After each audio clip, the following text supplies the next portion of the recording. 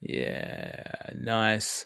All right, hi, welcome y'all. I'm gonna jump straight into it, and this is from it's inspired from a conversation that I had with a number of men and women over the weeks of how their relationship shifts. Like you start with this beautiful introductory honeymoon type phase, and then at some point, your partner, and I'm going to speak from the male point of view, becomes this tyrant, and there's this attempt to recreate the relationship that you did have in the beginning, that you get stuck on this nostalgia loop of like, well, it was so great in the honeymoon, why can't we recreate that again? It's because it will never be the same again.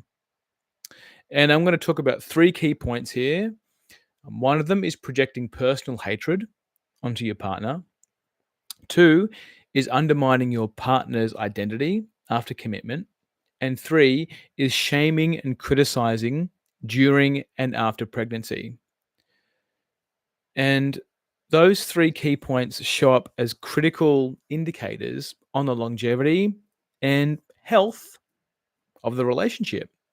So, the first one here, projecting personal hatred on your partner. I'm going to discuss how unresolved issues with people or authority figures can lead individuals to unfairly project negativity onto their partners. And what happens here is, I'm going to speak from the man's point of view, like I mentioned, is that if a man has an issue with his mother or his father, then when there's a conflict or a dispute around how something is supposed to be done, then the partner can project onto the partner that internally they don't even know this is happening, but like they can push onto their partner that, oh, you're just like my dad, or you're just like my mum, and or unconsciously think this and just get really angry and want to rebel like a teenager. And it won't make any sense to the person that's receiving this, because it's like, well, where did this other person go? Where did this person that was calm, caring, and curious about me suddenly disappeared to? I can tell you, they've disappeared into something called a pattern, a survival pattern. And if the relationship with their mother and father was not healthy and they haven't done any work around authority figures in particular, then this is how it'll show up. What'll also show up is they will disown their anger and aggression towards authority figures. For example, they might be pulled over by a policeman. They might have to pay a bill. They might have to do something else or show up or be responsible, or something else can happen. And there's this rage towards this thing that has control over them, or asserts a level of responsibility on them. And they might throw it back at you. It's like, oh, fucking hate this government, or I hate this person, or I hate the legal system, or I hate this.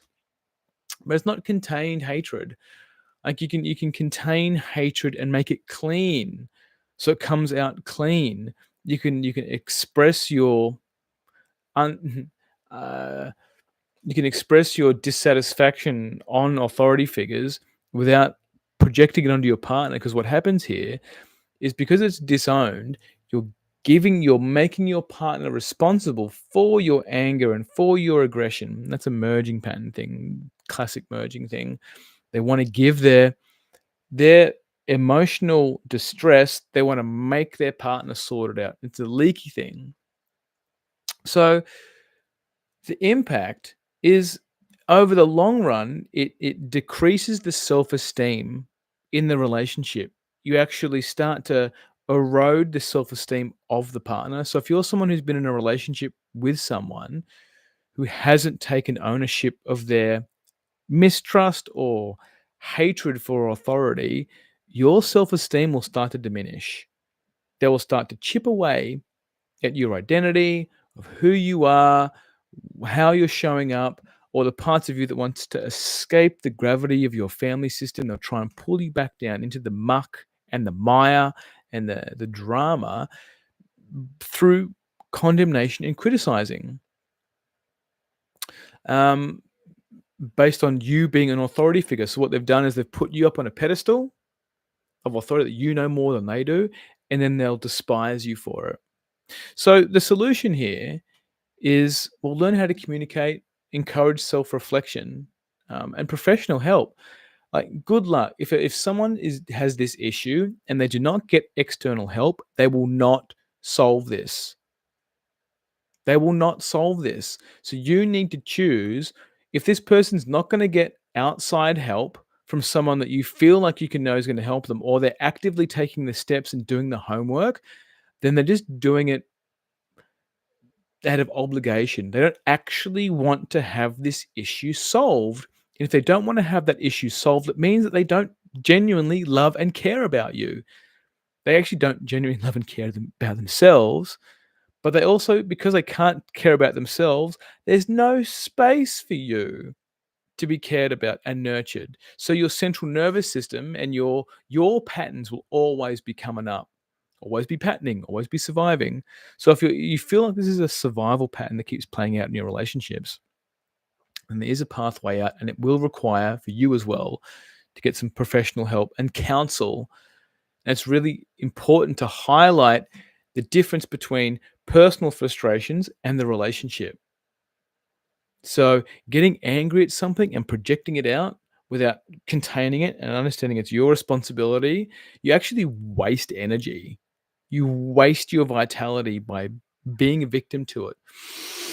When you become present and own it and channel that into constructive solutions, like, you live longer, your relationship's happier, and you feel more competent in being able to fulfill life. Second point, undermining your partner's identity after commitment. So what shows up here, and I've done this, I've done all three. Not so much the third one. I think I've done enough work that was more of an internal process for me. The second one is undermining like I mentioned, undermining your partner's identity after commitment. So the harmful practice here is like convincing a partner that you should move in together.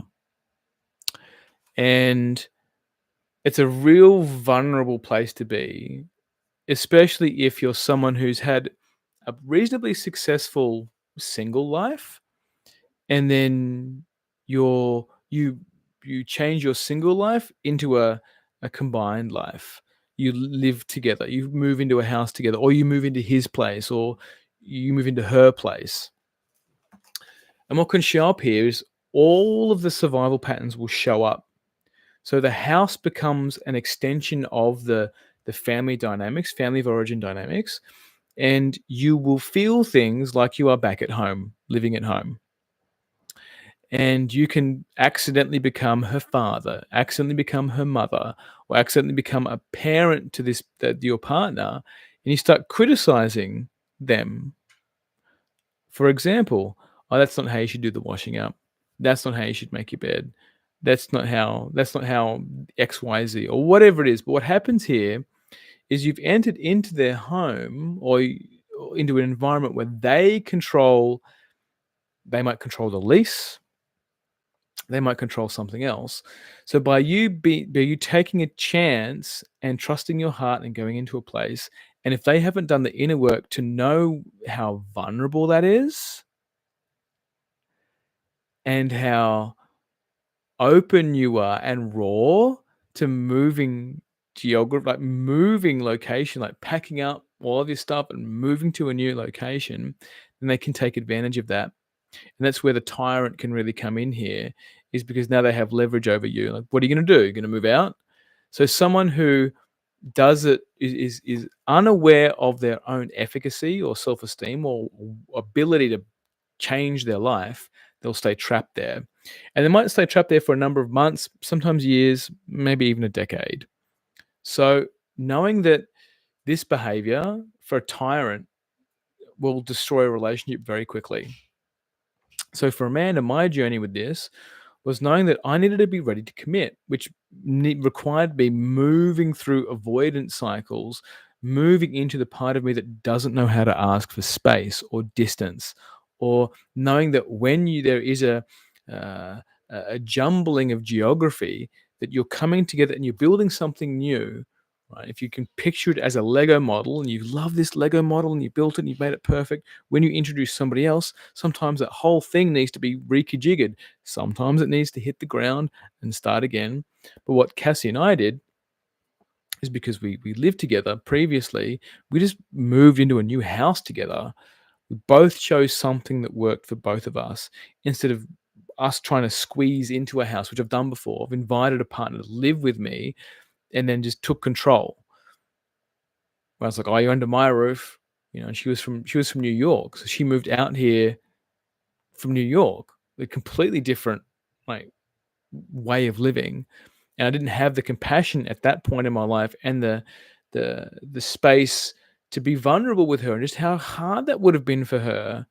Like, particularly in New York, the public transport in New York is reasonably good compared to Australia, and just the how hard it was for her to get used to the geography. And there was more buses where we were, and she hated taking buses. She loved the trains. There was a train that was supposed to be built in our area, but it was like 2 years behind schedule. So, like, for her, it was a real stress point in our relationship, and I punished her for it, right? So what happened here in that relationship, it just eventually became more resentment, more mistrust. We pull apart even more and more and more. Then we'd medicate the unresolved conflict through gaming or going out or going on holidays, or I drank, she didn't. So if you don't understand and have empathy for, and without empathy you can't find the acceptance to understand each other's individuality, then you're not going to have the space to understand what open communication is and the expectations around the boundaries. And this doubles onto the concept of negotiables and non-negotiables in relationships. And if you don't know what those are for you, it requires a contemplation on, well, what is it that you don't want in a relationship and what is it that you do want? And if you don't wants and do wants, what is non-negotiable for you? Like, you will not budge. And once you can feel those and acknowledge those, they become imprinted and embedded in your psyche, in your body. So when somebody comes in and, excuse me, and they don't match your negotiables or non-negotiables, there's a conversation to be had. Or maybe this isn't the relationship. Maybe this is not the relationship that we need to be creating. And I've mentioned this before, and I talk about this in a lot of my other content, is that long distance relationships delay this mechanism, and sometimes the emotional investment in a long distance relationship will throw your non-negotiables out the window, because of you've already invested time, money, and possibly energy, definitely energy, into the relationship. You don't want to get rid of it. You don't want to throw it out. You don't want to throw the baby out with the bathwater. Sometimes in a long distance relationship, you do, because it's been too false. There's been too much falseness in the communication because you're distant. So coming together, you're confronted with all of the things that didn't match, that you wouldn't have discovered if you were already living in close quarters. The third one is shaming and criticizing during pregnancy. And what can show up, particularly if you're dual income or if you're someone who has issues with money, injuries around money, I'm speaking from the man's point of view, is that when the woman starts to get sick, like first trimester, or it's not every woman gets sick, but in that first trimester, when the woman is growing another organ in their body, like, guys, you try and do that. That's not cancer. Then you will notice that her behavior will shift, her energy levels will shift, her dietary requirements will shift, right? And she can't control this process. Her body is doing a thing. It's growing an organ. It's growing a cocoon. It's growing a life raft for the being that you two just created, assuming that it's your child, right? And even if there's a question around it, well, that's another conversation, possibly another video. But how a man can be a tyrant in this situation is that he will get angry that he's not getting his needs met from her. We don't have sex anymore. I have to do more work around the house. You're more irritable. Like you're complaining more about what's going on in your life and your body. And it's like, yeah, yes, that's correct. So if you're someone who is a man who is not grounded in his own energy and doesn't have your own meditation techniques or grounding techniques or connection with spirit and source, that's pure, that's yours, then you will get angry at your woman for being pregnant, even though you got her pregnant. Like, take some responsibility, right? So instead of taking responsibility, you'll be resentful of the responsibility and then make it her fault. And what you might not know is that while this organ is forming, it's being encoded by the nurturing and the nature of the relationship between the mother and father. So it's preparing this life raft based on the current state of the relationship. And then as it matures, if you don't get the help that you need, the child will end up with a more of a leaving pattern as a survival strategy. So dissociating, schizogenic, so schizophrenic. They'll have more opportunity of left-right imbalances. A number of my clients are blind in one eye. A number. I'm surprised. Didn't know. Legally blind from birth. Spinal left-right imbalances. Just left and right imbalances in the body. It's a leaving pattern indication. And they'll have these gifts that come with it, but they'll also have struggled with their identity. They'll struggle with staying present. They'll struggle with believing that they belong here on earth. So the impact of being a tyrant when your partner is pregnant is it has long-term ramifications for the child and the mother. And this is not just during pre-pregnancy, it's during the pregnancy and then postpartum. Because a man might think, oh, she's had the baby. Great. Now things can get back to normal again. No, things will never be the same again. You need to be able to evolve with the journey of the mother and the child. No, be able to forward think about, well, what's she going to need next? What additional support might she need? If she had a C, there'll be time for the wound to heal. She might not be able to laugh or cry. So with Cassie's example, she had an emergency C. She couldn't laugh or cry because of the pain, right? So it's a delayed grief, which means there's more work to do, right? So when a man is grounded in himself and does the necessary work to be present, knows how to feel his emotions, not be stoic and run away from them, feel his emotions and be with his emotions, he can be a rock for the family system. It's a game changer for the longevity of the relationship and health of the child and health of the mother.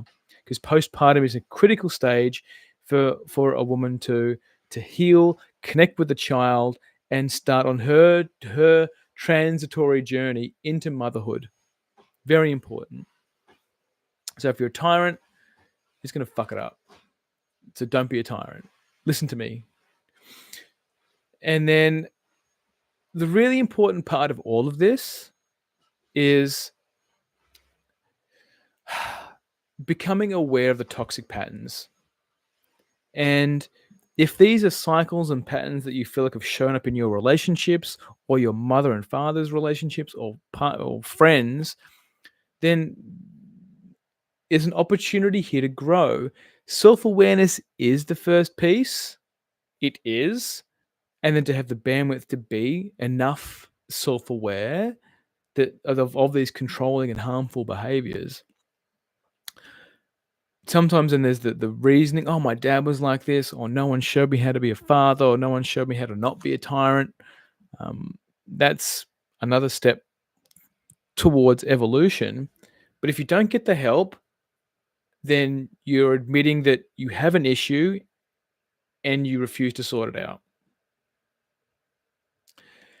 And not only will this affect you, because in the long run, your family will become disconnected from you, possibly end in divorce or separation. Um, the longevity of the child's health will diminish. The child will get more sicker. And then you wonder why. Why is this child getting sick? And you get resentful at the child. Mother will disconnect. The connection will start to erode. You won't feel as healthy in the house, which will also impact your health. So if you're living under the same roof with people who you do not align with, that will impact your health. Then you need to really choose, well, do you actually want to change this? Do you want to become the man that maybe your father never was? Do you want to be an example of fatherhood for future generations? And while that might not get you the same accolades or a certificate on your wall that you might already have, whatever the qualifications that you have, it is an important legacy and responsibility for humanity. And it might not feel that way, probably because you're not surrounded by fathers who believe the same thing.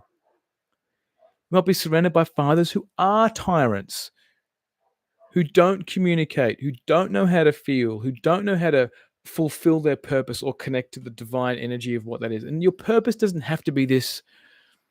You have to be James Cameron or Columbus or somebody else that's out there to like do a thing. No, your purpose is unique to you. And when you learn how to own that purpose, everything else shifts. Your purpose could be to be a dad. Your purpose could be to work in an IT company and do this XYZ thing and also love your children or raise foster children or raise somebody else's children, right? When you connect to whatever it is for you, then you can do it wholeheartedly and your commitment and devotion is felt through the entire family system. Yeah. And learning how to express yourself and discover this requires de-armoring, requires connecting to who you really are at the core, moving through the childhood drama, not just knowing the childhood trauma, and not just knowing that, oh, this event's because of this, and I behave like this way because of this, or because my dad like took my rubber duck away when I was a child in the bath. It's like, no, there's more to this. There's so much more. And it's not that the work doesn't stop. The style of work and the depth of work changes. That is evolution. It shifts, right? I'm picturing the tailbone right now. Like if we had a tail, I actually don't have no idea, but the tailbone, like it's evolved to a point where it's great, it's okay. It can stay where it is, right? So in the evolution of humanity and consciousness, being able to know that you'll reach this journey on your conscious evolution of your self-awareness where you'll reach this plateau and then the lows are not as low and the highs are a gradual high, and then the baseline increases, your joy of life increases, your baseline of when something despair or discouraging happens to you, you do not spiral into this decay of self-depreciation. If you stay a tyrant, you will, but you remain positive and not a bypassy positive. You just know, yeah. So whether you're a woman or a man watching this, there's an opportunity to grow, an opportunity to step into who you really are at the core. And if you've experienced what this tyrannical nature is, there is help. If you feel like you can hear the tyrant in you, there is help. And it really depends on what help do you want to choose to get. Because there's doing it the solo way, which is more tyrant, or learning how to step into community and step into spiritual places and step into environments where you will be challenged on the tyrant. Tyrants do not like to be challenged because it risks them losing their tyrannical nature and the security that comes from being dominant and being above someone, being on a pedestal. So that's what I got for you. If you've liked this, throw some comments in the comments here, and if you want to hear more about this, and let me know what specific stood out for you. Maybe there was a family example for you. Maybe there was a friendship example for you. Speak to it by sharing what is alive in you that's been brought up in this conversation. And this is what I do. I help bring up what's being denied. I help you remember incomplete things that are still bringing in tyrants or you acting out of that tyrant archetype so they can come up for reflection. It's like pulling a bucket up from a deep, deep well and having a look inside at what's here, what's been at the bottom of my emotional well and my family of origin well and my family system well that can be worked on, that can be looked at with curiosity and love and compassion, and then learn how to deal with it. And everything requires different steps and different techniques. And I'm here for all of that. Mad love to all y'all. Peace, like, subscribe, and most important thing, give me a comment. Like, what did this actually bring up in you?